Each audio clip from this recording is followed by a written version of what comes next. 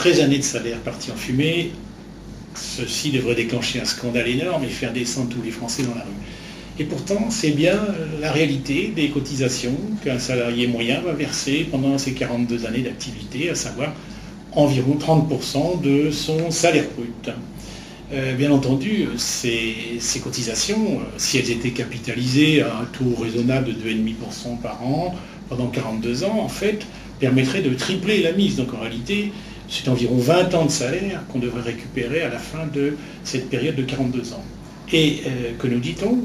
Que les caisses sont vides. Mais alors que la durée de vie, l'espérance de vie étant de 82 ans, si on en retranche 20 ans, donc on arrive à 62 ans, ce qui devrait permettre à tout salarié de prendre sa retraite à 62 ans sans aucune difficulté. Or, que se passe-t-il? Y aurait-il eu de l'évaporation? Quelque argent aurait-il disparu?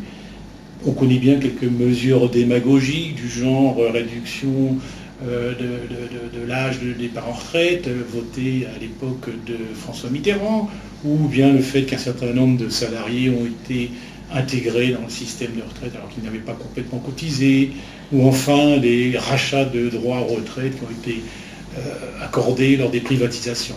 Mais tout de même, tout ça n'explique pas le problème actuel.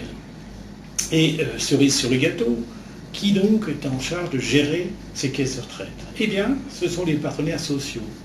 Cette espèce de peuple élu, après la Seconde Guerre mondiale, qui ne rendent compte à personne, qui gère ces caisses de retraite dans la plus grande opacité, avec des frais de gestion énormes, de l'ordre de 2% des cotisations, sachant qu'on parle quand même de 270 milliards de cotisations par an. On imagine que ça doit attirer pas mal de monde.